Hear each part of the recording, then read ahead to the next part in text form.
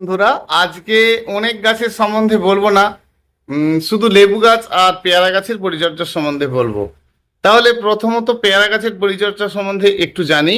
এই সময় আর সব সময়ের জন্য যে পরিচর্যাগুলো করবেন আপনারা, আর সেরকম করলে যাতে আমাদের পেয়ারার ভিতরে পোকা না আসে, বেশি পরিমাণে পেয়ারা যাতে আসে, গাছে ফুল আসার পরেও ঝরে যাওয়া এবং পেয়ারা গাছ হঠাৎ হঠাৎ মারা যাওয়া, সকল কিছু বিষয় নিয়েই আজকে আমরা জানবো পুষ্পশ্রী নার্সারি কোলাঘাট। আমি কমল। পেয়ারা গাছ এরকম ছোট ছোট শাখা চাই যে, আর সেটা আপনাকে দিতে হবে, তাহলে ফলের পরিমাণ অনেক বৃদ্ধি পাবে। আর সেটা আপনি ঠিক কিভাবে দেবেন।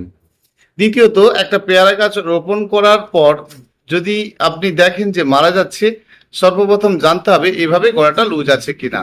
তাহলে প্রথম রোপণ সম্বন্ধে একটু জানি, তাহলে এইটাকে কম্প্যাক্ট করে দিতে হবে।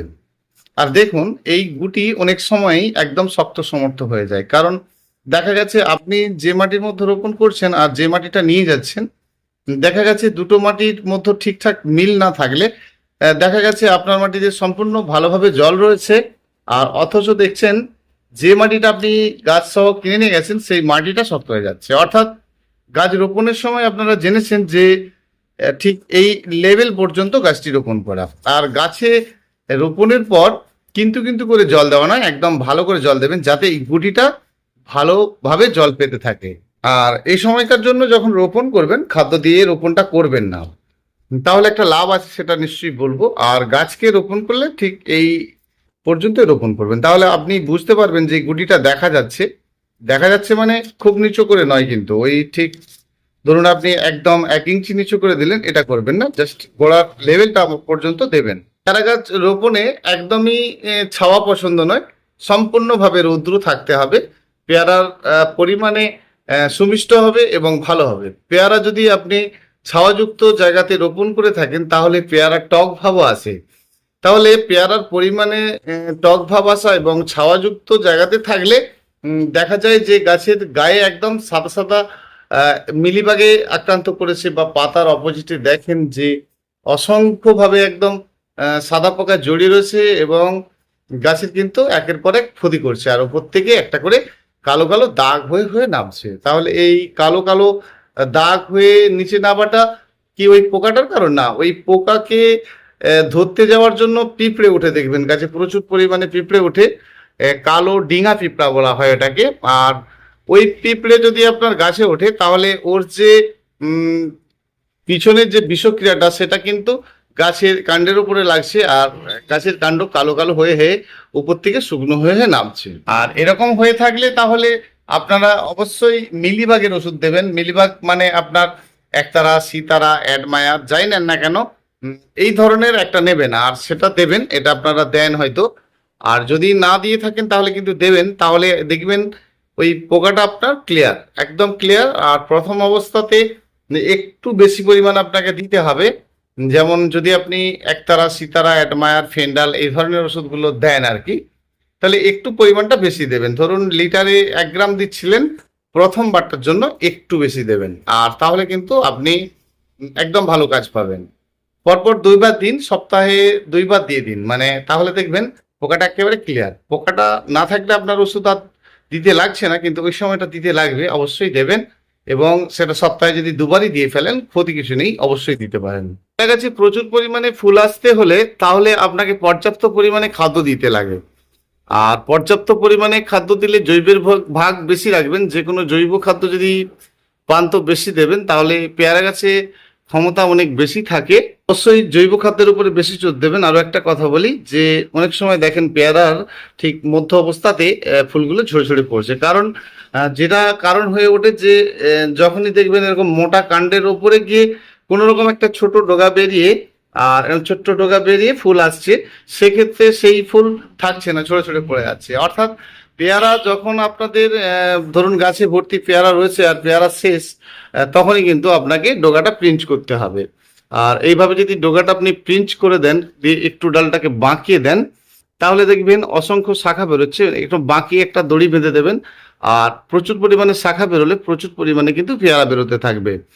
আর তাহলে কিন্তু আপনার শক্তিশালী ডালের উপরে পেয়ারা ফুল যদি হয় সেই পেয়ারা কিন্তু সঠিকভাবে আপনার থাকবে। পেয়ারা ফুল থেকে ফলে পরিণত হওয়া মানে গাছের গোড়ায় একটা ভরপুর খাদ্যর প্রয়োজন হয়, আর সেটা তরল খাদ্য, খৈলের জল বা আপনার কিচেন কম্পোস্ট এগুলো দেবেন, পরিমাণে খাদ্য দিতে হয়। আর পেয়ারা গাছে যদি আপনারা মাটিকে পচিয়ে সেই ভেজা মাটিটাও গাছের উপরে দিতে পারেন, কারণ ওই সময়টা গাছের গোড়া একদম সব সময় কিন্তু ঠান্ডা চায়। অর্থাৎ মাটিতে যাদের গাছ রয়েছে তারা যদি এক্সট্রা করে মাটিও চাপা দিতে পারে তাহলে কিন্তু মাটিটা ঠান্ডা থাকবে, আর সেক্ষেত্রে খুব ভালো কাজ হবে। অবশ্যই খাদ্য দেবেন, খাদ্য যখন দেবেন তখন কিন্তু পেয়ারাকে পেয়ারা বলে মনে হতে হবে। একদম ছোট্ট ফুল এসছে আর সেই মতো অবস্থায় নয়, একটু ধরে যাবে পেয়ারা এরকম সাইজের হয়ে গেছে, আর সেক্ষেত্রে কিন্তু আপনি দেবেন। আরেকটা বিষয় যেটা মূল কথাই, যে পেয়ারা ফুল খসে যাওয়াটার জন্য আপনি খাদ্যের বিষয়টা বুঝলেন, যে খাদ্য সঠিক থাকলে এবং গাছের কাটিং করা থাকলে পেয়ারা কিন্তু কখনোই খসে পড়ে যাবে না। এখন অনেক ধরনের পেয়ারা বেরিয়েছে যেগুলো কিন্তু গ্রাফটিং করা বা জোড় বাডের। তাহলে এই যে বাঁধন সহ গাছ নিয়ে যান, আর এই বাঁধনগুলো সদ্য খুলে দেওয়ার দরকার নেই, মোটামুটি 1 মাস যাবে, তারপরে অপোজিট দিয়ে একটা ব্লেড টেনে দেবেন। তাহলে আপনার এই ব্লেডটা টেনে দেওয়া মানে গাছটা ঠিক থাকবে, কারণ এই জায়গাটা শুরু হয়ে না হলে কেটে যাওয়ার একটা সম্ভাবনা থাকে। তো শেষ মানেই পেয়ারা গাছ যত কাটিং করতে পারবেন তাহলে পরিমাণে প্রচুর ফল আপনি অবশ্যই পাবেন। পেয়ারা থাকা অবস্থাতে গাছের উপরে, পেয়ারার উপরে কিন্তু কীটনাশক ওষুধ স্প্রে করবেন না, তাহলে কি হবে, পেয়ারা তিতো হয়ে যাওয়ার একটা সম্ভাবনা থাকে। অর্থাৎ পেয়ারার ভেতরে যে পোকা সেটা নিয়ে আপনাকে ভাবতে হবে। তাহলে পেয়ারার ভেতরে পোকা মানে যখন আপনার পেয়ারা গাছে পেয়ারা থাকছেই না, আর সেই সময় কিন্তু গোড়াতে অবশ্যই দানা ওষুধ দেবেন। থাইমেট, ফোরহেড, ফিউরাডন ইত্যাদি ব্যাপার যেগুলো থাকে আর কি, এরকম দানা ওষুধ অনেক পাওয়া যায়। আর যে কোনো দানা ওষুধ দেবেন তাতে ফিউরাডন যদি আপনি দিতে থাকেন বা ফোরহেড দিতে থাকেন, মাটির মধ্যে যে ফাঙ্গাস অ্যাটাক করার ব্যাপার থাকে সেটাও কিন্তু ভালো হবে। আর ফলটা যখন আপনারা হারভেস্ট করতে যাবেন সেই মতো অবস্থাতে গাছের গোড়ায় পরপর 2 বার চুনের জলটা দেবেন। সেটা আপনার 10 লিটার জলে 100 গ্রাম চুন এই পরিমাণে জল করবেন, আনলিমিটেড নিজের মতো করে কিন্তু আপনি দেবেন। তাহলে কিন্তু পেয়ারার যে সুমিষ্টতা আপনি সঠিক খুঁজে পাবেন, এবং মাটির মধ্যে যে সকল বিষক্রিয়াটা থাকছে সেটা কিন্তু পেয়ারার মধ্যে যাচ্ছে, আর সকল কিছুটাই কিন্তু আপনার ক্লিয়ার থাকবে। ধরুন আপনি যখন গাছে কোনো মাটির মধ্যে বিষ প্রয়োগ করছেন, মানে যে কোনো কীটনাশক প্রয়োগ করছেন, তাহলে সেক্ষেত্রে কিন্তু আপনাকে জানতে হবে গাছে ফল না থাকা অবস্থাতে, ফল থাকা অবস্থাতে কিন্তু দেবেন না। তাহলে গাছ আপনার গাছটাই তিতো ভাব থাকলে তাহলে কিন্তু এই সমস্যাটা ফিরে আসবে না। অর্থাৎ আপনি একটু আগে থেকে দিতে পারেন, আর তাতে আপনার ভালো কাজ হবে। অতিরিক্ত গাছের বৃদ্ধি হয়ে গেলে সেক্ষেত্রে আপনাকে গাছের গোড়াতে সুপার ফসফেট এবং পটাশটা দিতে হবে। তাহলে কি হবে, গাছের কিছু পাতা হলুদ হয়ে যাবে, নিচকার পাতা ঝরে যাবে, এবং ডোগাটা প্রিন্ট করে দিলে অসংখ্য শাখা বেরোতে থাকবে এবং প্রচুর পরিমাণে আপনার গাছে ফুল আসতে থাকবে। ধরুন অনেকেরই রয়েছে যাদের পেয়ারা গাছে ফুল আসছে না, কিন্তু তাদের ক্ষেত্রে বলবো যদি আপনারা এই কাজটা করেন, পরিমাণ মতো ধরুন 1 বছরের মাটিতে গাছ রয়েছে, তাহলে আপনি কতটা দেবেন না, 1 বছরের গাছ থাকলে মাটির ক্ষেত্রে মোটামুটি 250 গ্রাম 250 গ্রাম মানে 250-500 গ্রাম আপনি দিতে পারেন, এবং গাছ থেকে মোটামুটি 1 হাত দূরত্ব দিতে হবে। কাছাকাছি দিলে কিন্তু গাছের ক্ষতি হয়ে যাবে। তাহলে আপনি প্রথম অবস্থাতে কমই দিন, অন্তত 100 গ্রাম নিয়ে দিন, তাতেই কাজ হবে। তাহলে বেশি পরিমাণে আপনার দেওয়ার দরকার নেই, কিন্তু আপনি 250 গ্রাম করে আপনি 500 গ্রাম দিতেই পারেন। তাহলে আপনি কম করে দিয়ে দেখুন 100 গ্রাম, আর সেটা কিন্তু ডিফারেন্স মোটামুটি গাছ থেকে 1 হাত দূরত্বে দেবেন। দেওয়ার পরেই কিন্তু জল দেবেন না, সেটা কিন্তু 24 ঘন্টা পরে জল দেবেন, দেখবেন প্রচুর পরিমাণে আপনার পেয়ারা আসতে থাকছে। এবারে আসি একটা লেবু গাছের বিষয় নিয়ে, যে লেবুর ভেতরে অনেক সময় দেখা যাচ্ছে সঠিকভাবে রস নেই, দেখা গেছে যে প্রচুর পরিমাণে ফুল আসছে, গাছে ফল নেই। বাকি অংশে আপনারা দেখেছেন গাছের টোটাল যদি কাণ্ডের মধ্যে দেখেন যে পাতার মধ্যে এরকম বেঁকে যাওয়া, গাছের পাতা মধ্যে পোকায় খেয়ে যাওয়া, এর জন্য যে কোনো একটা কীটনাশক ওষুধ বাড়িতে রাখতে হবে, মাঝে মধ্যে দিতে হবে।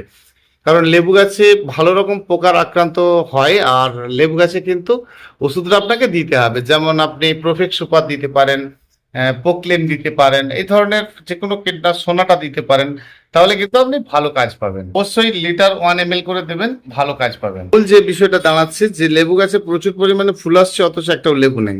দেখুন আপনারা যদি এরকম গ্রো ব্যাগের মধ্যেও লেবু গাছ করেন খুব ভালো ফল রাখতে পারবেন, কিন্তু সেক্ষেত্রে আপনাকে সম্পূর্ণ এঁটেল মাটি হতে হবে। আর এর কারণটা আপনাদেরকে বলছি, দেখুন এটা একদম সম্পূর্ণ এঁটেল মাটি, যেখানে কিন্তু জাস্ট একটু বালি মিক্সড করে দেওয়া আছে। আর যে কোনো ফল গাছ রোপণ করতে গেলে 50% বালি অ্যাড করতে পারেন। আর আপনার বালি মাটি যদি হয়ে থাকে সেক্ষেত্রে কিন্তু দরকার নেই, প্লেন ভাবে রোপণ করবেন, মাটির সঙ্গে কম্পোজ মেখে নয়। ভার্মি কম্পোস্ট, কোকোপিট এগুলো যখন আপনারা মাটির সঙ্গে মাখছেন, পরবর্তী অবস্থায় গাছের একটা বড়সড় ক্ষতি হচ্ছে। আর সেই জন্য এগুলো আপনি দেবেন, সেটা টবের উপরে দেবেন, সেটা ফুল গাছ, ফল গাছ, সব গাছের ক্ষেত্রেই।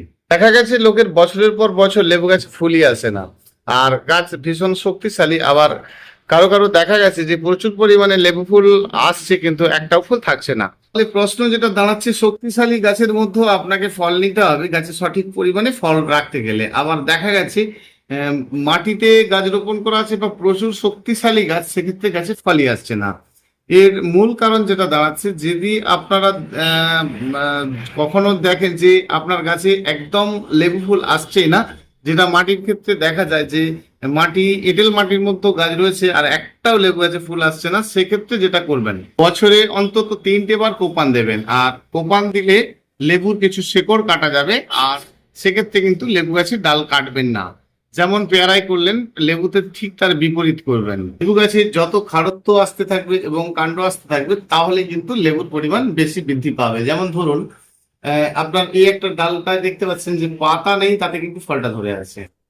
তাহলে কি হচ্ছে যে লেবু গাছের যত খাড়ত্ব ভাব থাকবে, ফলের পরিমাণ তত বেশি বৃদ্ধি পাবে। তো বেঁচে থাকার জন্য চাই সঠিক ক্ষমতা, আর সেই ক্ষমতাটা যদি না থাকে, গাছের কোনো ফলই কিন্তু থাকবে না। আর সেই জন্য আমরা যারা লেবু গাছ রোপণ করি, মাটিতে অতিরিক্ত হালকা ফুলকা করে ফেললে কি হবে, সেক্ষেত্রে একটাও গাছে লেবু থাকছে না।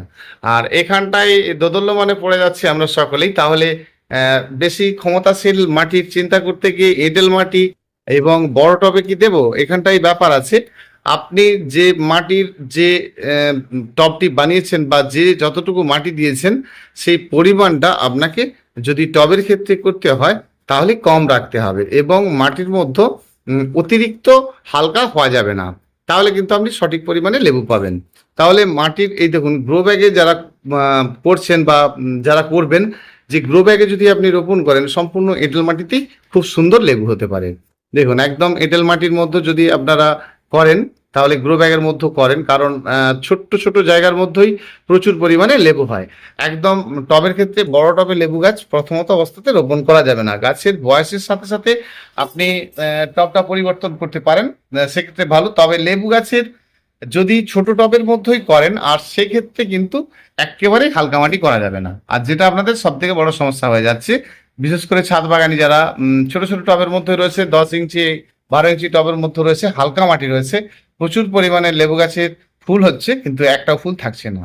দেখুন, আপনি একটা ছোট্ট জায়গার মতো গাছ করবেন, এই লেবু গাছের ক্ষেত্রে বলবো, সেখানে কিন্তু পাওয়ারফুল মাটি হতে হবে। অর্থাৎ আপনার মাটির মধ্যে পাওয়ারফুল রাখতে গেলে অনেক কিছু মাখা যাবে না। প্লেন মাটি আপনি যেমন ধরনের মাটি পাচ্ছেন, তার সাথে অর্ধেক বালি আর অর্ধেক মাটি। অনেকেই ভুল করেন যে নিচে বালি দেবো না উপরে দেবো, না, সেরকম না। বালি আর মাটি একসঙ্গে মেখে নেবেন, মেখে নিয়ে কিন্তু আপনি গাছটি রোপণ করবেন। তাহলে প্রথম অবস্থাতে 2-6 মাস আপনার গাছটি ভালো গ্রোথ করে নেবে, একদম দ্রুত গতিতে বৃদ্ধি পেতে থাকবে, একদম লম্বা লম্বা হতে থাকবে। তারপরেই যখন আপনার টবটা ছোট থাকবে, সেক্ষেত্রে খাদ্য বেশি পাচ্ছে না, আর প্রচুর পরিমাণে কিন্তু আপনার গাছে ফুল আসা শুরু হয়ে যাবে, এবং গাছের কাণ্ড একদম শক্তিশালী, শক্ত সমর্থ হতে থাকবে। আর সেই শক্তিশালী শক্ত সমর্থ হয়ে গেলে কি হবে, দেখবেন উপরকার দিকে লেবু ফুল কিন্তু আসবে না। আর টোটালি যে সকল গাছের দুর্বল দুর্বল ডালগুলো আছে, সেই সকল ডালে কিন্তু প্রচুর পরিমাণে লেবু ফুল আসা শুরু হয়ে যাবে। তাহলে আমরা এই ফুল থেকে যখন এরকম সবুজ সবুজ ভাব এসে যাচ্ছে, তারপরে কিন্তু আমরা যে কোনো খাদ্য দেব, বিশেষ করে তরল খাদ্য দেব, আর সেটা খৈলের জলটা যদি দিই তাতেই কাজ হবে। আর দারুণভাবে কিন্তু আপনার লেবু থাকবে। আর এই শক্তিশালী ডালটার ক্ষেত্রে আপনার এই সময় ফুল আসেনি মানে আপনি ভাববেন না যে ফুলটা এই সময় নেই, তাহলে আমার কি হলো। দেখুন, প্রচুর পরিমাণে এর ফুল নেওয়ার জন্য কিছু ভাববার দরকার নেই। গাছের এটার থেকে যখনই আপনার টবটা ছোট হবে আর কি, সেক্ষেত্রে দেখবেন লেবু তো 12 মাসই, আর আপনার কিন্তু 12 মাসই ফল হতে থাকবে। অর্থাৎ নিচের ডালগুলোতে আপনার প্রচুর পরিমাণে ফুল এসেছে, বা গাছের লক্ষ্য করবেন যে দুর্বল দুর্বল ডালগুলোতে প্রচুর পরিমাণে ফুল এসেছে, কিন্তু উপরের ডালে আপনার একটাও ফুল নেই। আর সেক্ষেত্রে আপনি যেটা করে ফেলেন যে ফুলগুলো আটকানোর জন্য বিভিন্ন রকমের ওষুধপত্র দিচ্ছেন, খাদ্য দিচ্ছেন, কিন্তু ফুলগুলো আটকাচ্ছে না। তার মানে হচ্ছে যে আপনার মাটিটা অতিরিক্ত হালকা রয়েছে। আর এরকম যদি হালকা থেকে থাকে তাহলে অবশ্যই আপনি মাটিকে পচিয়ে বা পুকুরের পাঁককে নিয়ে গাছের গোড়ায় দিন, আর খুব ভালো কাজ পাবেন। যেমন গেঁড়িকে পচিয়ে, মাছকে পচিয়ে, এগুলো এই লেবু গাছ কিন্তু ভীষণ পছন্দ করে, আর এগুলো অনেকেই পায় না। আর সেক্ষেত্রে কিন্তু এই ক্যালসিয়ামের কাজটা দারুণভাবে করবে যদি আপনারা চুনের জলটা দেন, আর কি মাঝে মধ্যেই দেবেন। আর দারুণভাবে কাজ করবে। 100 গ্রাম চুন যেমন বললাম 10 লিটার জলে দেবেন, একদম দারুণভাবে আপনি লেবু গাছে লেবু পাবেন। মনে রাখবেন, ঠিক শীত পড়ে যাওয়া মানেই সকল ফলের গাছের ক্ষেত্রে, শুধু লেবু পেয়ারা কেন, তাদের ক্ষেত্রে বলবো যে শীত পড়ে যাওয়া মানে কিন্তু আপনাকে খাদ্য দেওয়াটা টোটালি বন্ধ রাখতে হবে। আর এগুলোই আমরা করে ফেলি যারা মাটিতে গাছ রোপণ করি, আর এই সময় একেবারে ভরপুর খাদ্য দিয়ে ফেলি। আর এটা নয় যে ফুল আসুক, ফুল থেকে ফলে পরিণত হলে একটু ফলটা সবুজ সবুজ ভাব এসে গেছে, এবারে হালকা করে আপনি খাদ্য দেবেন। তাহলে ঠিক বর্ষা শেষ আর গাছের গোড়া ভালো করে কুপিয়ে দেওয়া, আর কুপিয়ে দেওয়া মানে কিন্তু মাটি শুকনো হওয়া। বেঁচে থাকার জন্য গাছের গোড়াটায় জল দেবেন, সাইডকার মাটিতে দেবেন না। টবের ক্ষেত্রে হলেও আপনি সাইডের মাটিটাতে জল দেবেন না, গাছের গোড়াটাতে জল দেবেন, দেখবেন প্রচুর পরিমাণে ফুল আসবে এবং ফুল থেকে ফলে পরিণত হবে। এখানটা একটা কাজ রয়েছে, যখন আপনার সকল লেবু তুলে নেওয়া হচ্ছে আর গাছে কিন্তু আপনি একটা ভরপুর খাদ্য দেবেন। আর এই ভরপুর খাদ্যটা দিতে গেলে, অনেক দিন ভাবে গাছকে স্ট্রং রাখতে গেলে, তাহলে আপনাকে কয়েকটা খাদ্যের উপরে জোর দিতে হবে। যেমন বোনডাস্ট, লেদার মেল, বাদাম খৈল, যে খাদ্যগুলো কিন্তু গাছকে দীর্ঘদিন ধরে সাপ্লাই দিতে পারে। আর সদ্য সদ্য খাদ্যটা নয়, আজকেই দিলেন আজকেই কাজ হয়ে যাবে, এটা কিন্তু নয়। আর এই খাদ্যটা আপনার অনেক দিন ধরেই গাছকে শক্তিশালী রাখবে। আর সবসময় লেবু গাছকে বেশি বেশি পরিমাণে লেবু নিতে হলে ছোট ছোট টবের মধ্যে রাখবেন এবং খুব হালকা করে ফেলবেন না। সেক্ষেত্রে কিন্তু টবের ক্ষেত্রে লেবু বেশি পাওয়া যায় না। লেবু বেশি ফুল পাওয়া যায় কিন্তু লেবু বেশি পাওয়া যায় না। মোটামুটি ছোট্ট করে কয়েকটি বিষয় বললাম, আরো কিছু বলার রয়েছে, আরো আরো একদিন একটা ভিডিওর দ্বারা বলবো, অবশ্যই বলবো। আর এরকম লেবুর ভিডিও দেওয়া রয়েছে, দেখে নিতে পারেন। তবুও বলবো যে যখনই লেবুর রস বা এরকম ভেতরের সঠিকভাবে রস না পাবেন, অবশ্যই খাদ্যের পিছনে জোর দিন, আর এই খাদ্যগুলোর পিছনে জোর দিন। তাহলে গাছের রং, বোনডাস্ট, লেদার মিল, এগুলো দিলে গাছের রং এবং গাছের রস একদম মানে ফলের মধ্যে রস সঠিকভাবে থাকবে। তবে ফল হারভেস্ট করার আগে অবশ্যই চুনের জলটা দেবেন, ভীষণ ভালো কাজ করবে। এরকম ধরনের সমস্যা হয়ে থাকলে অবশ্যই ফোন করে নিতে পারবেন। ফোন নাম্বারটা জেনে নিন, 9609456194, 9609456194। আর চ্যানেলটি যদি বন্ধুরা ভালো লেগে থাকে অবশ্যই শেয়ার, সাবস্ক্রাইব, লাইক করবেন। ভীষণ ভালো থাকবেন, প্রয়োজন বোধে জেনে নিতে পারবেন। আসছি আগামীকাল বন্ধুরা, ভীষণ ভালো থাকবেন, ধন্যবাদ।